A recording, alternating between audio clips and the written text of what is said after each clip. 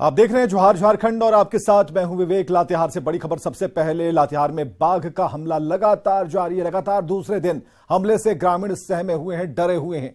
हमले में एक महिला, एक पुरुष घायल बताए जा रहे हैं और घायलों को जो स्थानीय लोग थे, उनके परिजन थे, अस्पताल लेकर गए हैं। पीटीआर के छिपादोहर वन क्षेत्र का यह मामला है, जहां बाघ का आतंक फैला हुआ है। 2 ग्रामीण हैं जो बाघ के हमले में घायल हुए हैं और ये पीटीआर के छिपादोहर वन क्षेत्र का मामला है। अगली खबर बोकारो से, जहां एक शिक्षक द्वारा छात्रा को अश्लील वीडियो दिखाकर छेड़खानी करने का मामला सामने आया। पुलिस ने आरोपी शिक्षक को गिरफ्तार कर लिया है। शिक्षक छात्रा को घर में ट्यूशन पढ़ाने के लिए आता था। कल जब पीड़िता के माता पिता बाजार गए हुए थे, इसी दौरान शिक्षक ने मोबाइल में छात्रा को अश्लील तस्वीर और वीडियो दिखाकर उसके साथ छेड़छाड़ की। माता पिता जब घर पहुंचे तो छात्रा ने रोकर पूरी घटना बताया और उसके बाद छात्रा की मां ने सेक्टर 12 थाने में जाकर आरोपी शिक्षक के खिलाफ मामला दर्ज करा दिया है। उनके साथ एक बच्ची आई हुई थी। उनका कहना है कि उनकी बच्ची को एक ट्यूशन मास्टर पढ़ाने के लिए आते हैं, जिनका उम्र लगभग 25 से 30 साल है और उसका नाम ब्रह्मेश्वर सिंह है। वो अपने आप को सेक्टर 4 का रहने वाला बताता है। वो ट्यूशन के क्रम में ही एक दिन इसकी मम्मी जो है इमरजेंसी में कुछ देर के लिए चली गई थी घर से बाहर। उसी दरमियान जो है ये ट्यूशन मास्टर इसकी बच्ची के साथ कुछ फोन वीडियो दिखा के उनके साथ गलत करने का, छेड़छाड़ करने का कोशिश किया है। हम लोग उसमें कांड दर्ज करके अपना सीनियर को सारा चीज़ सूचित करते हुए इसमें हम लोग ने अपना जांच पड़ताल किया और इसके बाद बयान से बच्ची के बयान लिए, माँ का बयान लिए। उसके बाद घटना को हम लोग को सत्य प्रतीत हुआ। हम लोग ने आरोपी के विरुद्ध छापामारी भी किया। आरोपी पलामू से बड़ी खबर, नक्सलियों के खिलाफ पुलिस को कामयाबी मिली है। टीएसपीसी के 5 नक्सली गिरफ्तार किए गए हैं। नावा बाजार के कांडा गांव में हमले के ये आरोपी थे।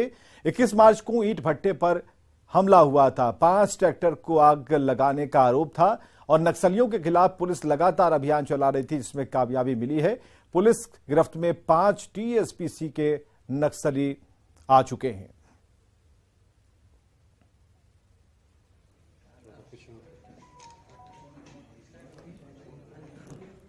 छत्तीसगढ़ के जगदलपुर में सीआरपीएफ का 84वां स्थापना दिवस मनाया गया। इसमें केंद्रीय गृह मंत्री अमित शाह मुख्य अतिथि रहे और इस दौरान केंद्रीय गृह मंत्री ने वामपंथ उग्रवाद के खिलाफ सीआरपीएफ की भूमिका की सराहना की। उन्होंने कहा कि दशकों से वामपंथी उग्रवाद का गढ़ रहे बिहार झारखंड के बूढ़ा पहाड़, चक्रबंधा और पारसनाथ के क्षेत्रों को सीआरपीएफ ने स्थानीय पुलिस के साथ समन्वय बनाते हुए उग्रवाद से मुक्त करवाया है।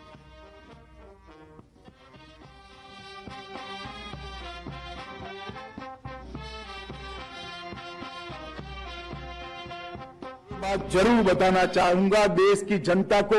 इस परेड के माध्यम से बूढ़ा पहाड़ और चक्रबंधा और पारसनाथ, ये टाई जंक्शन को आज पूर्णतया वामपंथी उग्रवाद से मुक्त कर देश की मुख्य धारा में लाने का काम समाप्त हो चुका है।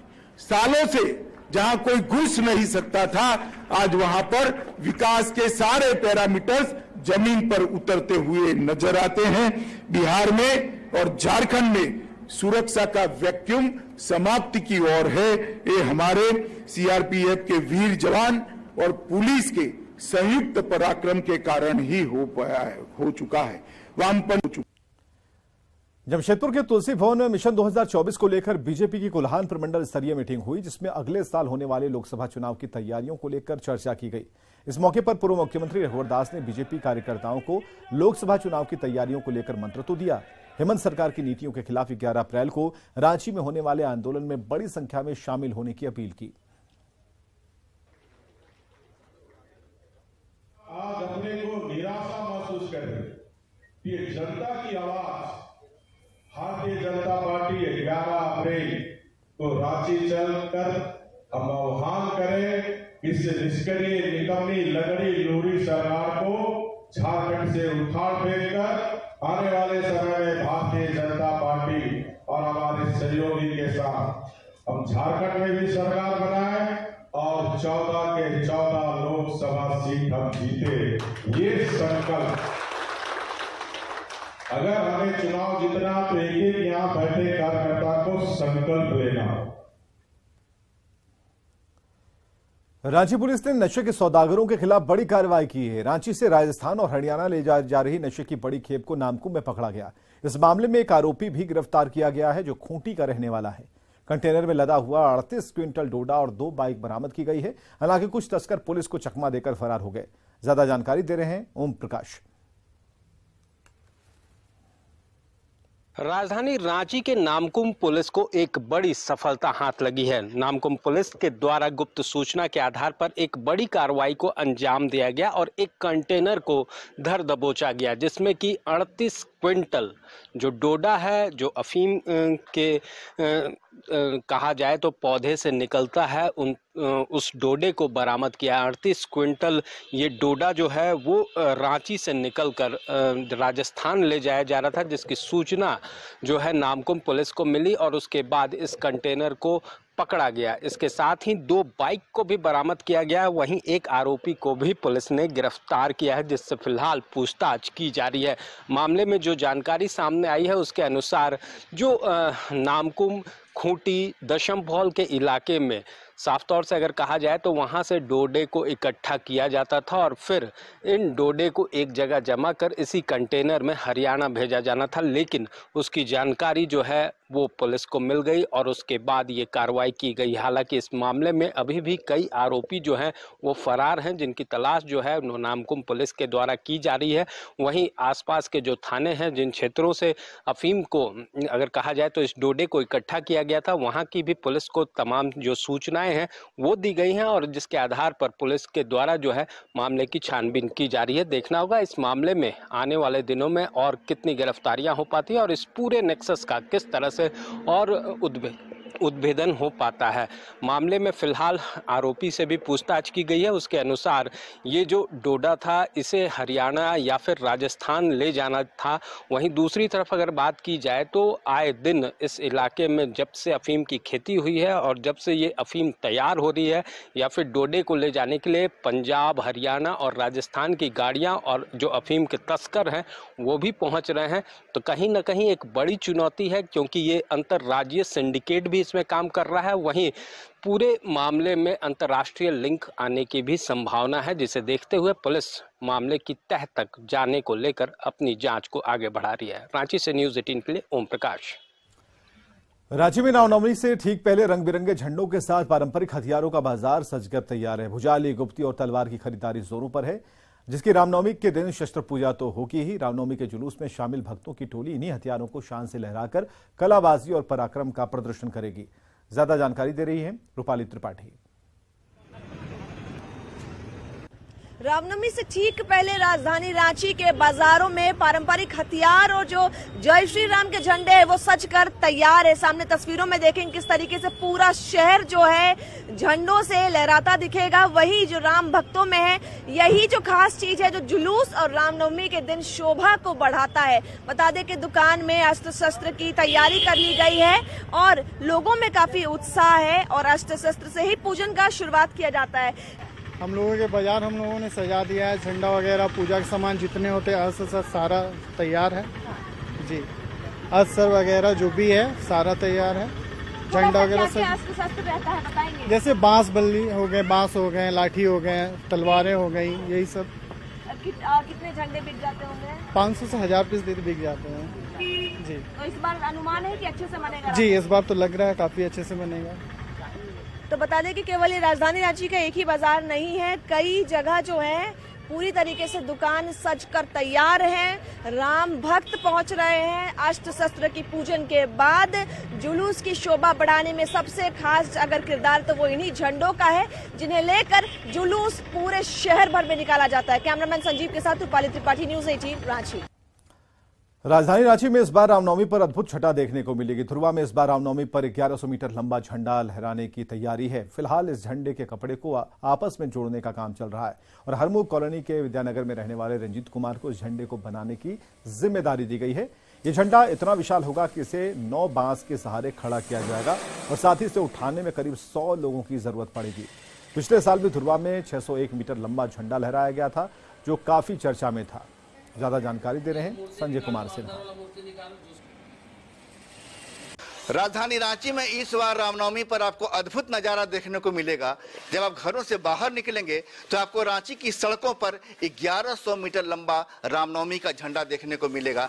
हनुमान जी उस पर लहराते हुए नजर आएंगे। जी हां, रांची के धुरवा में इस बार 1100 मीटर लंबा झंडा लगाने की तैयारी है। फिलहाल उसी झंडे को रांची के हरमू के विद्यानगर में जो सिलाई का काम है उसे किया जा रहा है। देख रहे हैं कि यहाँ पर बाकायदा पूरा परिवार, रंजीत जी को इसकी जिम्मेदारी सौंपी गई है। हर साल रंजीत जी ही सिलाई की जिम्मेदारी संभालते हैं, लेकिन उनके साथ कई लोग जुड़े हैं।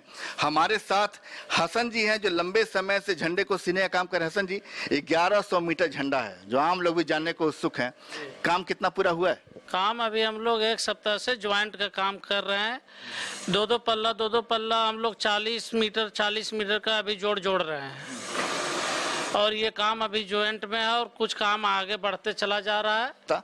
हमारे साथ रंजीत जी हैं। रंजीत जी, 1100 मीटर झंडा पिछले साल आपने सिलाई किया था 601 मीटर बनाए थे। तो इस बार उत्साह कितना ज्यादा है, परेशानी कितनी आ रही है? परेशानी तो है ही है। अभी 10 दिन से 1 हफ्ता हो गया, 1 हफ्ता 10 दिन हो ही रहा है। अभी तो सारा ज्वाइंटी का काम चल रहा है मेरा। बाकी जो एक मशीन में बैठे हुए हैं ये बांस खोली का काम कर रहे हैं। बाकी मैडम जो है वो मूर्ति कटिंग कर रहे हैं। और जब ये ज्वाइंट हो जाएगा तो ये 2 दिन के बाद इसको मैं जयपाल स्टेडियम में वहाँ ले जाके वहाँ कटिंग कराऊंगा। कि आप कौन सा काम कर रही हैं? हम बांसखोली सिल रहे हैं झंडे का, क्योंकि एक लोग से पॉसिबल नहीं है कि पूरा झंडा रेडी हो पाए, इसलिए हम लोग 8-10 लोग मिलके काम कर रहे हैं पूरा। तो आप देख रहे हैं कि यहाँ पर जो है झंडे की सिलाई का काम जो भी फिलहाल जो है जोड़ाई का काम चल रहा है। फिर झंडे को काटने का काम होगा जो कि जयपाल सिंह स्टेडियम में होगा। फिर आखिरी में झंडे की सिलाई का काम होगा। जाहिर है कि जब आप रामनवमी पर 30 मार्च को अपने घर से बाहर निकलेंगे तो एक अद्भुत नज़ारा, एक अद्भुत तस्वीर, रामलला के दर्शन आप करेंगे। लेकिन रामलला आपको नजर आएंगे 1100 मीटर लंबे झंडे पर। संजय कुमार सिन्हा, न्यूज़ 18, रांची। रांची में गर्मी की दस्तक के साथ मिनी फ्रिज यानी मिट्टी के घड़ों और मिट्टी के बर्तनों की डिमांड शुरू हो गई। इसका ठंडा पानी स्वास्थ्य के लिए अच्छा है और गर्मी के दिनों में ठंडक का एहसास कराता है। इस बार मिट्टी के मटकों और घड़ों के साथ मिट्टी के पोर्टेबल बॉटल्स भी डिमांड में हैं। ज्यादा जानकारी दे रही है रूपाली त्रिपाठी। राजधानी रांची में गर्मी के दस्तक देते ही मिट्टी से बने जो मटके हैं इसकी खरीद बिक्री फिर से शुरू हो गई है। बता दें कि मिनी फ्रिज के नाम से भी जाना जाता है। पीछे तस्वीरों में आप देखेंगे किस तरीके से जितने मिट्टी के अलग अलग जहां पर मटके बनाए गए हैं वो लोगों में काफी ज्यादा लोगों को भा रहा है। और अपनी अपनी कन्वीनियंस के लिए इस बार छोटा छोटा वाटर बॉटल्स जो है मिट्टी के वो तक बना लिए गए हैं ताकि लोग जो है आराम से पोर्टेबल बॉटल्स को इधर उधर कैरी कर सके और इसका लाभ उठा सके। वही तस्वीरों में देखेंगे किस तरीके से अलग अलग तरीके के चीज जो है फायदे। बता दें कि पीएच स्केल संतुलन करने में ये मिट्टी के जो घड़े हैं वो बेहद काम आते हैं और लोगों को इसका मेडिकल फायदा भी होता है। हांडी पे, टंकी पे, पानी वाला टंकी पे कितना लोग पहुंचते हैं, लगभग कितना फायदा है इसका? फायदा क्या रहा है, जैसा मिलता है बस 5-20 जो भी मिलता है। मिट्टी का कितना फायदा है पूछ रहे हैं? फायदा क्या रहा है वही तो बता है। अरे भैया फ्रिज से, हाँ फ्रिज से तो अच्छा रहता है मिट्टी का। हाँ फ्रिज वाला से ज्यादा ले जाता है, यूज करता है इसको। देखते हैं हर किस्म का लोग बड़ी बड़ी गाड़ी से भी लेने आते हैं। सब आता। ये होगा, ये वाला हो गया, हांडी हो गया, पानी बोतल हो गया, जग हो गया, ये सब में आता है। खूब जमकर बिकता है ना। बिक्री के ऊपर है, देखिए गर्मी पड़ता है तब बिकता है, नहीं तो इससे तो फायदा क्या समझाएंगे? इसका पेट वेट अच्छा रहता है। हाँ पेट तो ठीक रहता है। तो बता दें कि हर किस्म के लोग यहाँ पर पहुँचते हैं और अलग अलग किस्म के जो घड़े हैं वो लेकर जाते हैं। फ्रिज से ज्यादा विश्वास अभी भी कई लोगों का मिट्टी के बने घड़ों पर है जो कि मेडिकली कई ज्यादा फायदा भी लोगों को पहुँचाता है और पूरे गर्मी भर इसका जमकर लाभ उठाया जाता है। कैमरामैन संजीव के साथ रूपाली त्रिपाठी, न्यूज़ 18, रांची। खूंटी के ब्लू स्टर्फ हॉकी मैदान में ईस्ट जोन हॉकी चैंपियनशिप का पहला मुकाबला बिहार और असम के खिलाड़ियों के बीच खेला गया। इसमें बिहार की टीम ने 5 गोल से जीत हासिल की। इस चैंपियनशिप में ईस्ट जोन के 9 राज्यों की 11 हॉकी टीमों ने हिस्सा लिया। इन सभी टीमों में से 33 खिलाड़ियों का चयन किया जाएगा जो कि इंडिया हॉकी कैंप में अपनी प्रतिभा दिखाएंगे। इनमें से बेहतर प्रदर्शन करने वाले खिलाड़ियों का टीम इंडिया में सिलेक्शन होगा। खेल प्रतिभा को निखारने के मकसद से झारखंड हॉकी एसोसिएशन की ओर से इस चैंपियनशिप का आयोजन खूंटी में कराया जा रहा है। जितने भी जोन है ईस्ट जोन का सभी लोग इसमें पार्टिसिपेट कर रहे हैं। इस खेल से फायदा क्या है कि जो बच्चे निकलेंगे, 33 बच्चे का सिलेक्शन होगा, वो कैंप में जाएंगे और जो उसमें से अच्छे खेलेंगे वो इंडिया टीम में आएंगे। लेकिन ये आयोजन हमने सुदूर उग्रवादी क्षेत्र में कराया इसलिए कि यहाँ का लोग देखें कि ये हॉकी जो इंटरनेशनल स्तर पर हो रहा है, जो इंटरनेशनल स्तर का सारा चीज़ है यहाँ उपलब्ध है। पाकुड़ के अमरापाड़ा स्थानीय दुर्गा मंदिर के पास बासलोई नदी पर अंग्रेजों के समय चूना पत्थर से बनाया गया पुल जर्जर होने लगा है। जानकारी के मुताबिक ब्रिटिश शासनकाल में अंग्रेजों द्वारा लगभग 220 फीट लंबे इस पुल का निर्माण 1924 में किया गया था। साल 2018 तक छोटे बड़े सभी वाहनों का परिचालन इस पर होता था। हालांकि 2018 में गोविंदपुर साहिबगंज एक्सप्रेसवे का निर्माण होने से बड़े वाहनों का परिचालन कम होने लगा, लेकिन आज भी सैकड़ों छोटे वाहन इसी पुल से होकर गुजरते हैं। लेकिन यह पुल प्रशासन और सरकार की अनदेखी के कारण जर्जर हो चुका है। यह पुल जो है ये सन 1924 में यह पुल बना है और यह पुल पाकुड़ से दुमका जाने के लिए अमरापाड़ा मुख्यालय से होकर एकमात्र यह पुल है नदी में जिस होकर लोग आना जाना। बहुत पुराना पुल है और बहुत जर्जर हो चुका है। तो माननीय हम झारखंड के मुख्यमंत्री जी से भी मांग हम लोग किए थे कि पुल बनना चाहिए और इसका अनुशंसा भी हो चुका है। इसलिए पुल जितना जल्द काम लग जाए उतना अच्छा है कि कभी भी दुर्घटना इस पुल में हो। साहिबगंज में बागवानी मिशन योजना के तहत आम की बागवानी की गई थी, लेकिन ये बागवानी कहां की गई इसके बारे में कुछ भी पता नहीं चल पा रहा। हाल ये है कि योजना की पूरी राशि की निकासी हो गई। इक्का दुक्का आम के पौधों को छोड़कर बाकी पौधे कहां हैं ये किसी को पता नहीं। साल 2020-21 में मनरेगा के तहत आम की बागवानी की सिंचाई के लिए कूप का निर्माण कराया गया है और साथ ही दर्जनों आम के पौधे लगाने का दावा किया गया। रोजगार सेवक का कहना है कि भूमि संरक्षण विभाग की ओर से तालाब निर्माण के दौरान निकाली गई मिट्टी फेंकने से पौधे मर गए। वहीं बीडीओ ने बागवानी में गड़बड़ी की शिकायत की जानकारी मिलने की बात कही और साथ ही जांच कराकर दोषियों पर कार्रवाई करने और योजना की राशि वसूली का भरोसा दिलाया। ये मामला अभी संज्ञान में मुझे आया है। इसको जांच टीम गठित करते हुए जो है जो भी है इस पर जो भी जिसने भी जो है मनरेगा योजना को जो है क्षति करने को प्रयास किया गया है उन दोषियों पर जो है क्या करते हैं कार्रवाई की जाएगी। लोहरदगा के ग्रामीण क्षेत्रों में छात्रों के लिए निःशुल्क लाइब्रेरी की शुरुआत की जा रही है, जिससे ग्रामीण क्षेत्रों के बच्चों को पढ़ाई का एक बेहतर माहौल मिल पाएगा। सेना प्रखंड परिसर में पुस्तकालय से अध्ययन कक्ष का उद्घाटन जिले के उपायुक्त ने किया।